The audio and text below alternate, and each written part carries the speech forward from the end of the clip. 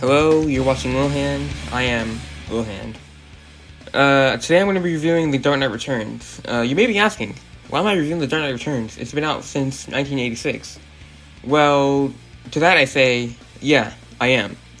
Anyway, so what are my thoughts on The Dark Knight Returns, right? I'm reviewing this, so I should give you my thoughts. The positives of this comic book. Well, first I should give you an overview. So basically, without going into too many spoilers, the movie is basically about Batman, Bruce Wayne, coming out of retirement as a Batman to stop a group of stop a gang of mutants. I guess they're called the mutants. I don't think they're like actually mutants, but yeah, he comes out of retirement to stop this gang, and yeah, it's basically just about him coming out of retirement and facing facing a lot of things. You know, I'm not trying to get into spoilers, so I'm just gonna leave it at that.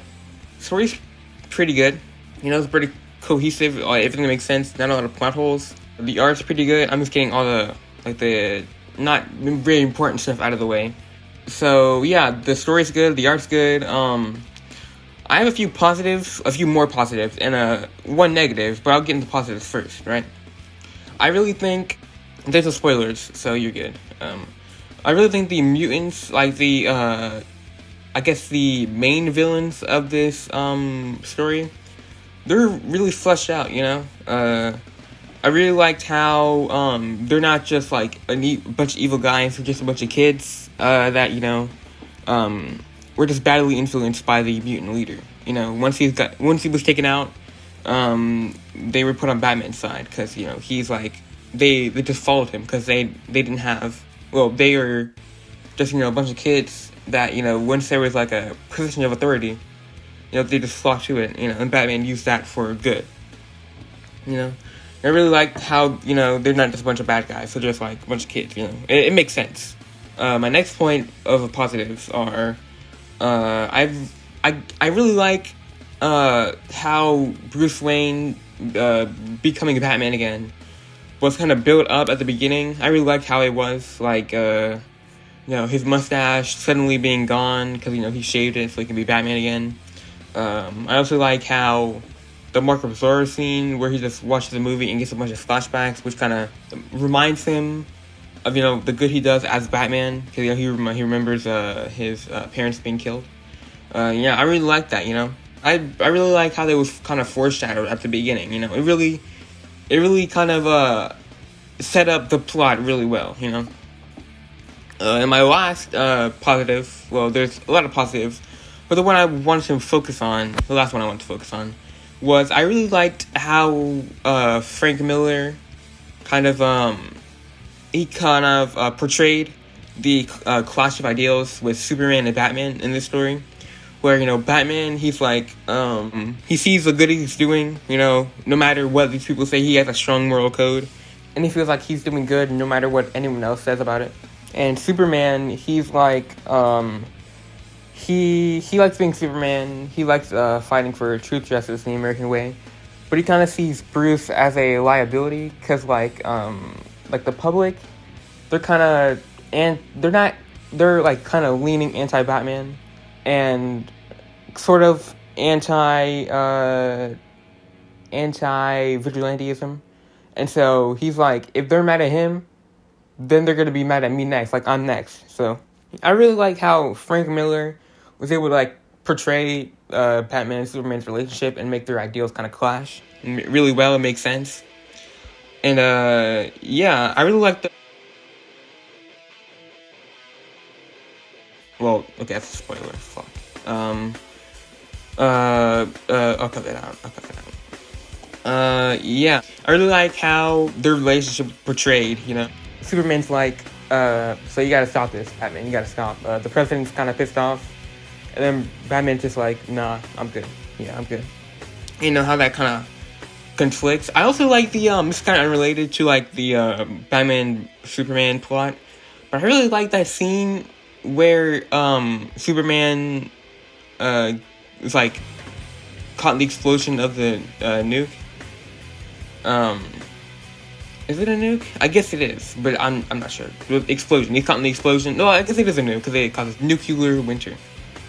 I really like the scene where he's caught in the bomb and he's like depowered because like the sun. I mean the ash, I guess, is kind of covering the sun. So he needs to get sun. I really like that scene. It's really soothing to the eye. It looks good. I'm a big art guy, so I had to point it out. So yeah, I really like that scene. It was pretty cool. But yeah, going back to the conflict between the ideals of Superman and Batman, I really liked it. Again, I really liked it. I don't think I have anything else to say about that. So yeah, those are all the positives, the main positives I have. There's a lot of positives. So for the negatives I have, there's only one, and it's that Carrie Kelly, Robin, she's underused, At the beginning, she was like, Batman, he needed, someone to, help him, so Carrie Kelly was there.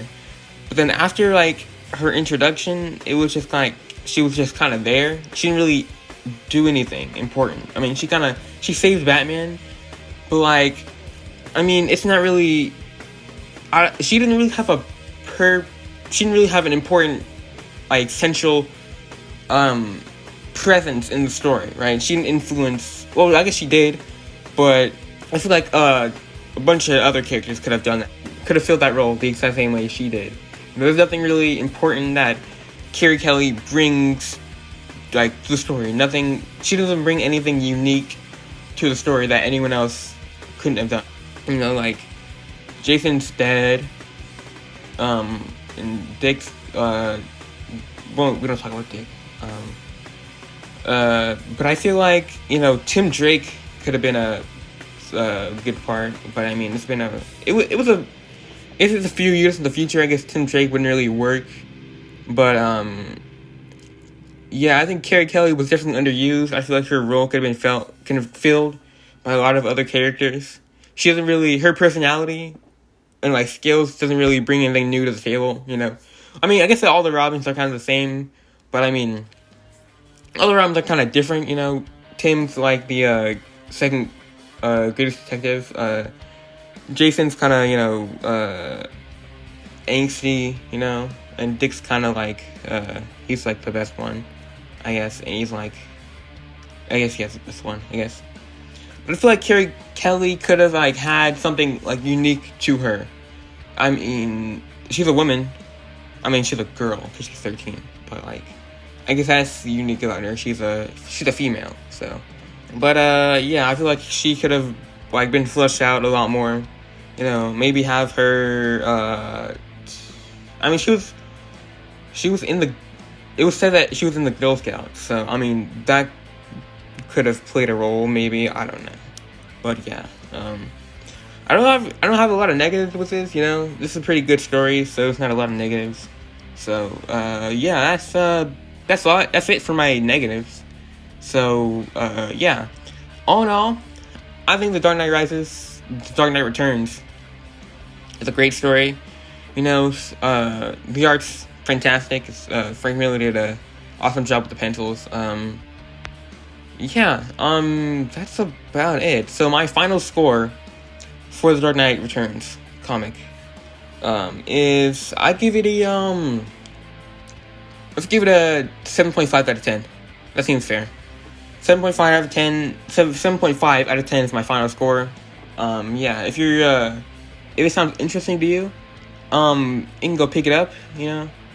I think it's a pretty good story. So I think if you're a comic fan, if you're not a comic fan, I feel like, if you're trying to get into comics, The Dark Knight Returns is a pretty good way to start. There's not a lot of things you need to know before coming into it. I guess it's all the important parts that you would need to know are kind of explained in a non we gotta explain this to the new viewers. That's not how it kind of is. So it's just it's the explanation are kind of seamlessly put in there. So I don't think any new comic fans would have any trouble navigating their way through the plot. It's kind of explained in a smart way. So yeah, Let me know what else you want me to review.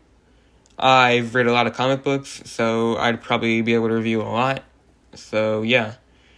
If you liked my insightful commentary, give the video a like, subscribe, watch my other videos, whatever. Yeah. More videos on the way, you know? But yeah, that's about it. So, yeah. At the end of the year, Oblivion. Sure, whatever.